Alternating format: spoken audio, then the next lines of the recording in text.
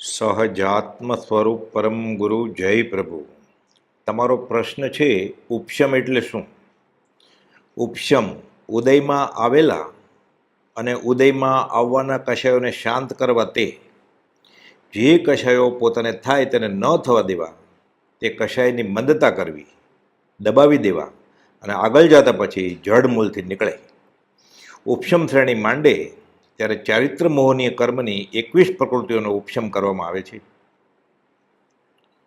ઉપશમ એટલે ક્રોધ, માન, માયા, લોભરૂપ કષાય ક્લેશ શાંત પડવા અને તેના પ્રતિપક્ષી ગુણો ક્ષમા, નમ્રતા, સરળતા અને સંતોષ ગુણોની વૃદ્ધિ કરવી. તે પોતાને જે દોષ વધુ સતાવે છે, જે અવગુણ વધારે નડે છે અને અશાંત કરે છે, તે દોષોના પ્રતિપક્ષી ગુણ વિચારી સ્મરણ મંત્ર સજાત્મ સ્વરૂપ પરમગુરુના જાપમાં મન પરોવવાથી કશાય મંદ પડે અને જીવ શાંતિનો સ્વાદ ચાખે. જોરથી ન બોલે અને બીજા કામો કરતાં કરતાં પણ મનમાં અજપા જાપનું ફળ કાંઈ ઓછું નથી. ઉપયોગ પર લક્ષ્ય રાખવાથી હરતા ફરતા પણ જીવ કર્મબંધ અટકાવી શકે છે, ઓછા કરી શકે છે અને આત્માર્થ સાધી શકે એમ છે. અભ્યાસ સર્વનો ઉપાય છે એ જ્ઞાનીઓના સ્વ અનુભવની વાત છે.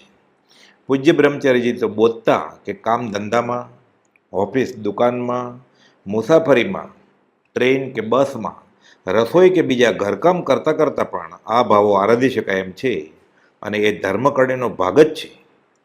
ક્રોધ અંગે ઉપશમ. ક્રોધ જીતવાની ભાવના કરે અને એવા ક્રોધ થાય એવા નિમિત્તોથી દૂર રહે. મહા સાધુ કૌશિક દ્રષ્ટિવિષ સાપ થયો ચંડકોશ્યો.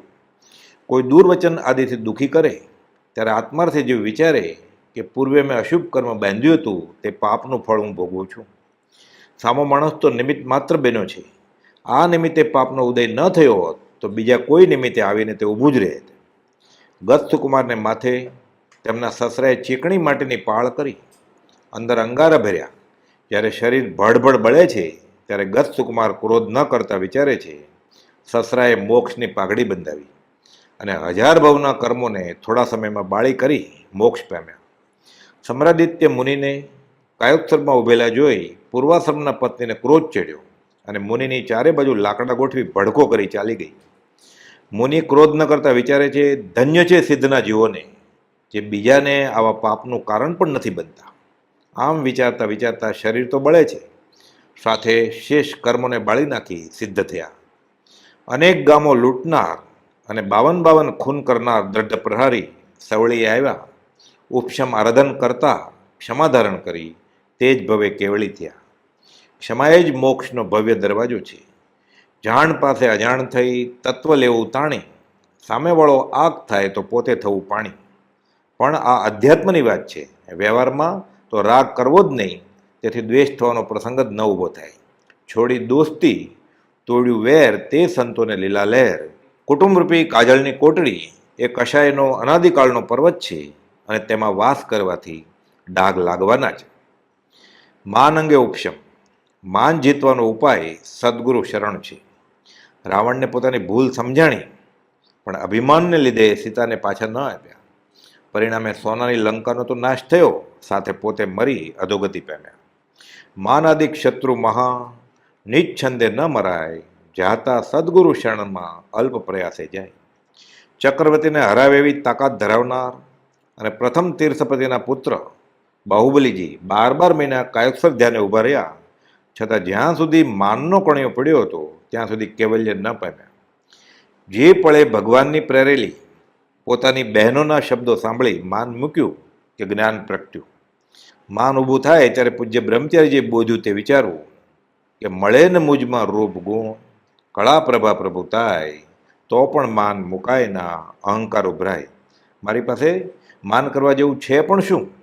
પ્રભુજીજી કહેતા વનો વેરીને વશ કરે. માન મોડવા નમ્ર થવું અને જીવ જ્ઞાનીની બધી સંપદાનો માલિક થઈ શકે. જગતમાં માન ન હોત તો અહીં જ મોક્ષ હોત. આ કૃપાલદેવનું સિદ્ધાંત વાક્ય છે. માયા જીતવાનો ઉપાય સરળતા. સરળતા એ ધર્મનું બીજ સ્વરૂપ છે. વિતરાગ ધર્મ તો કપટ રહિત છે.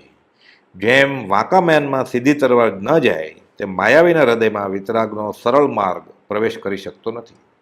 કર્મનો સિદ્ધાંત અટળ છે. જરા જેટલી મિત્રો સાથે માયા કરવાથી પૂર્વના ભવમાં સ્ત્રીવેદ બંધાયો અને મલિના સ્ત્રી તીર્થંકર થયા. ધર્મ પામવાનું એક અંગ અને સંકિતની પાત્રતા માટે સરળતા એ પાયાનો ગુણ ગણાયો છે. લોભ, લોભનો ઉપશમ કરવાનો છે. લોભ પાપનો બાપ છે. તૃષ્ણારૂપી ખાડો એવો છે કે તે જેમ જેમ ભરાય તેમ તેમ તે ઊંડો થતો જાય. લક્ષ્મી આદિકમાં એવી વિચિત્રતા રહી છે કે જેમ જેમ લાભ થતો જાય છે તેમ તેમ લોભની પણ વૃત્તિ થતી જાય છે. લાભે લોભ વધે ઘણો. શુભમ ચક્રવર્તી 6 ખંડના સ્વામી, છતાં સંતોષ ન થતા ધાતકી ખંડના બીજા 6 ખંડ જીતવા ગયા અને સમુદ્રમાં બુડી મરતા 7મી તમતમ પ્રભા નરકમાં જઈને પડ્યા. સંતોષી નર સદા સુખી. 4 સુખશૈયામાં સંતોષને એક સુખશૈયા ગણી છે. શુદ્ધ પંચ મહાવ્રતધારી ભિક્ષુકે જે રિદ્ધિ અને જે મહત્તા મેળવી છે તે બ્રહ્મદત્ત જેવા ચક્રવર્તીએ લક્ષ્મી, કુટુંબ, અધિકાર કે પુત્ર વગેરેથી મેળવી નથી. લોભમાં જીવ વિવેક ભૂલે છે અને 99નો ધક્કો લાગતા જીવ ખાલી થઈ તળી આવી જાય છે. ઉપશમ એ જ આત્મા છે. વિષય અને કશાય આત્માના અંતરંગ શત્રુઓ છે. સર્વ વિભાવ પર્યાયમાં માત્ર પોતાને અધ્યાસથી એકેતા થઈ છે, પણ તેથી કેવળ પોતાનું ભિન્નપણું જ છે. પોતાનું યથાર્થ સ્વરૂપ ક્રોધ આદિની હાજરીમાં ટકી શકતું નથી. તેથી મહાપુરુષોએ હૃદયને પવિત્ર રાખવા તે વિકારોનો જય કર્યો છે અને ઉપશમ રૂપ બન્યા છે. જીન આગમ છે તે ઉપશમ સ્વરૂપ છે. ઉપશમ સ્વરૂપ એવા પુરુષોએ ઉપશમ અર્થે તે પ્રરૂપ્યા છે. તે ઉપશમ આત્માર્થે છે, અન્ય કોઈ પ્રયોજન અર્થે નહીં, સંપ્રદાય ટકાવવા માટે નહીં, માન વેદવા માટે નહીં. ઉપશમ સેવીને સાધુ, ઉપાધ્યાય, આચાર્ય, ગુરુજી નહીં, આત્મા થવાનું છે. વ્રત, તપ, ઉપવાસ આદિ સર્વ ઉપશમ ભાવ અર્થે કરવું છે એ ભૂલવા યોગ્ય નથી. ઉપશમ જેવું કોઈ પણ ઔષધ છે જ નહીં અને તે સંસારના દરેક પ્રસંગો માટે સફળ અને અમોઘ શસ્ત્ર છે.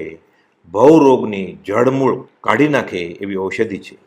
અનાદિકાળથી પદાર્થનો નિર્ણય થવામાં જીવને પોતાની વિપર્યાસ બુદ્ધિ આડી આવે છે. તે વિપર્યાસ બુદ્ધિનું બળ ઘટે તો વસ્તુનું યથાર્થ સ્વરૂપ જાણવા પ્રવેશ કરી શકે. તે થવા વૈરાગ અને ઉપશમ સાધન કયા છે. જેને વૈરાગ ઉપશમ વર્તો હોય તેને જ વિચારમાન કહેવાય. તે જ જિજ્ઞાસુ. જે વિદ્યાથી ઉપશમ ગુણ પ્રગટ્યો નહીં, વિવેક આવ્યો નહીં કે સમાધિ થઈ નહીં, તે વિદ્યાને વિશે રૂડાજીવો આગ્રહ કરતા નથી. ઉપશમ જ જે જ્ઞાનનું મૂળ છે તે જ્ઞાનમાં તીક્ષ્ણ વેદના પણ પરમ નિર્જરા ભાસવા યોગ્ય છે.